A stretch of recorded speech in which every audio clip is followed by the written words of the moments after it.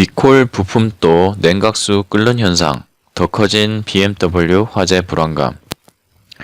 국토교통부가 BMW 차량의 화재 원인을 단순 부품 결함이 아닌 배기가스 재순환 장치 EGR 전체의 설계 결함으로 지목하면서 운전자들의 불안감이 증폭되고 있다.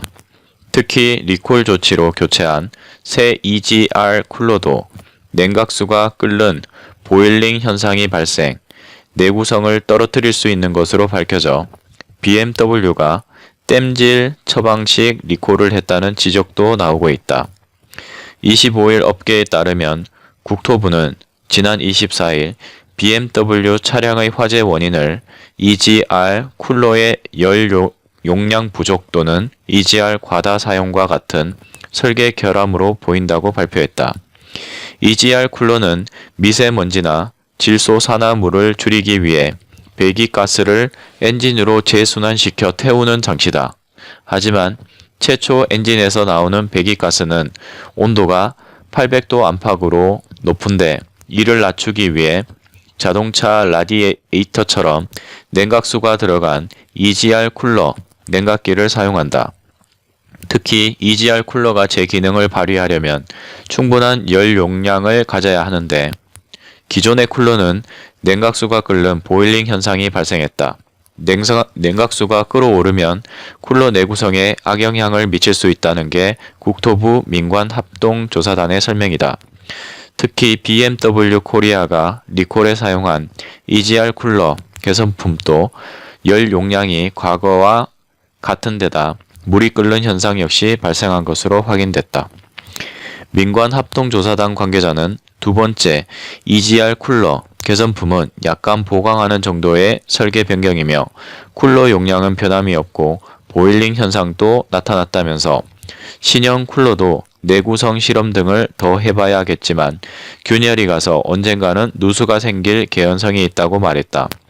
리콜 때 EGR 밸브와 쿨러, 바이패스 밸브를 모두 교체한다 하더라도 EGR 용량, 재순환시키는 배기가스 양을 줄이지 않으면 누수가 생겨 문제는 계속 발생할 수 있다는 것이다. EGR 장치로 들어가는 배기가스 양은 소프트웨어 등을 수정하면 줄일 수 있는 것으로 알려졌다.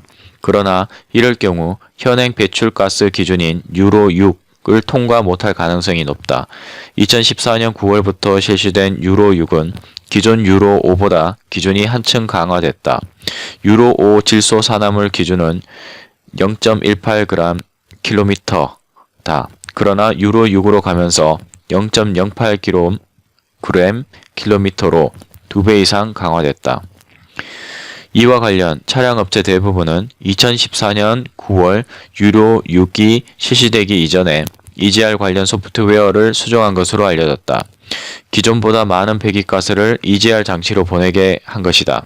이 과정에서 하드웨어인 EGR 장치는 적절한 보완이 이루어지지 않아 열 용량 부족 같은 현상이 발생했을 것이란 추론이 가능하다.